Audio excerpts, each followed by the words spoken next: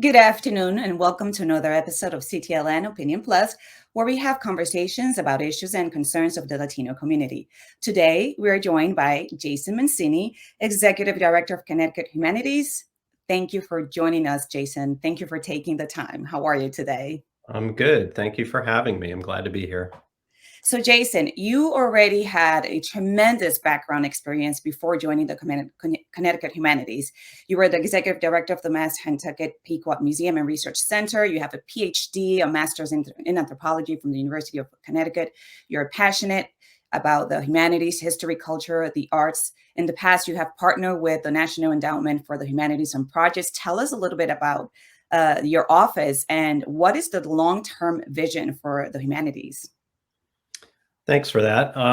So Connecticut Humanities is an affiliate of the National Endowment for the Humanities. So we're one of 56 state and territorial humanities councils.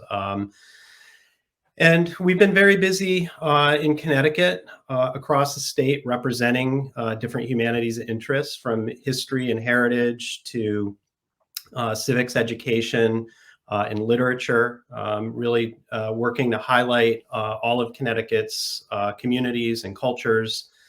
And our vision is really sort of based in, it's rooted in four core pillars of our work, that's around granting, our digital programs.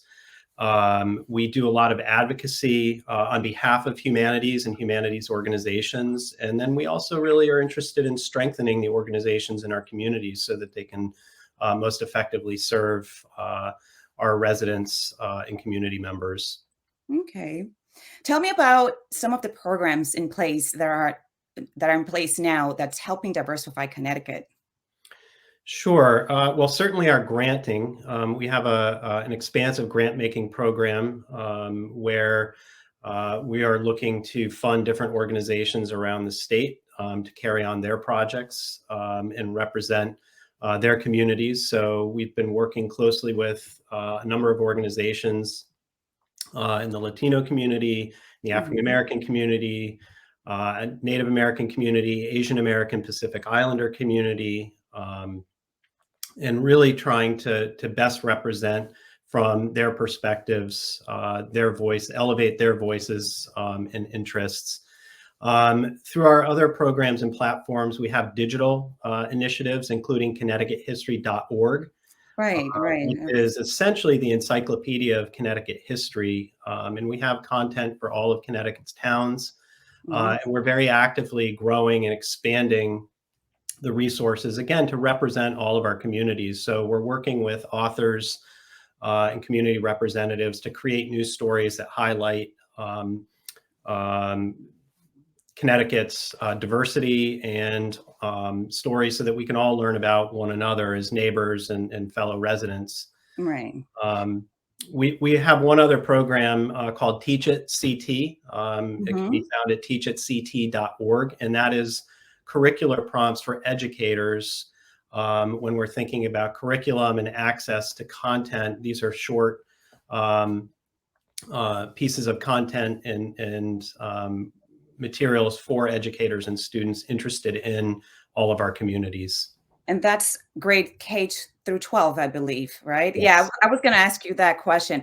But tell me, I know you guys were awarded a $2.2 million for the year 2022. Do you have a sense of what is that going to be used for, or where is it going to be used for the next year? Upcoming So year? we recently were awarded by the Connecticut legislature, and it was approved by Governor Lamont, $30.7 million. And our goal for that, it's over the biennium, so $20 million in this year and 10.7 next year. This was what we're looking to do is provide operating support to all of Connecticut's arts and humanities organizations to get them through the pandemic stronger and operating more effectively. And we also are looking to strengthen them through IT and digital infrastructure, as well as connecting these organizations to K-12 educators and Mhm. students. So every eligible organization that applies to us will get funded, a minimum of $5,000. Wow. Okay, that's good to know. And I know you mentioned the pandemic. What were the issues that your office, how was your office affected by the pandemic? And um, what has been significantly affected in your communities that you're aware of in your experience? Yeah, well, I mean, as a point of contact, we represent all of the humanities organizations, museums across Connecticut. So we are a resource. Hmm. We connect organizations with our partners who can provide guidance and support, both financially and operationally. Um, but so many of our organizations, hundreds of museums and cultural organizations around the state, were radically affected by the pandemic, had to close, couldn't do their normal operating programs, had to shift to online. We really look to help and support these organizations to pivot in that direction where appropriate. But really, our goal is to understand that landscape of need and opportunity so that we can provide the resources to get everybody back up on their feet and moving past the pandemic in a stronger position. Yeah, I bet. Can you tell us about the resources that people in Connecticut should know about or should be aware of that is most important? I think probably the most important right now is our funding. I mentioned the operating support. We have $16 million of operating support that we will award by Christmas this year. So Okay. if you're an organization out there that has a mission focused on arts and humanities, um, we encourage you to apply to our grants at Connecticut. Go to cthumanities.org/grants. We have a grant application portal. We really want people to come in and apply to us. We have over 500 applicants right now. Mm. We really encourage all out there to apply. Um, so we have other funding as well. So in addition to our state funding, we have Right. federal funding from the National Endowment for the Humanities that also provide capacity building support. So if you're trying to do some new initiatives, uh, Mhm. strengthen your board, strengthen your financial background, we have 64 $10,000 grants that are available. Both of these grants or the deadlines are next Monday. So Oh. we really want to see if you have questions, reach out to us at Connecticut Humanities, cthumanities.org.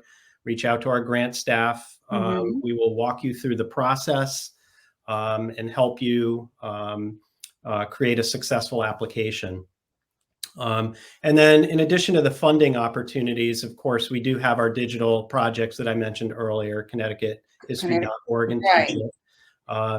So we're open to new ideas. If you have stories in your communities that you feel we should be telling, please let us know. We want to make sure that all of our different communities across the state are represented.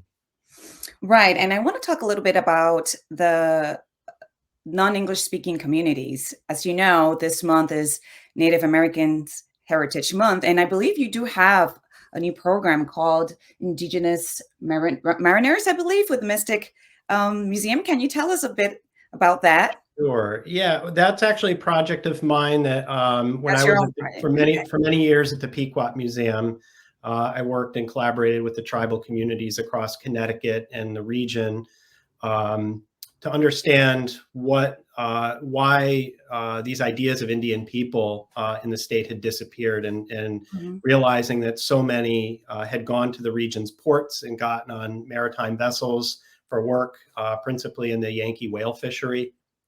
But I think the key part here is that they were forming all sorts of social networks, expanding their communities, diversifying their communities, and they became stronger and survived because of it.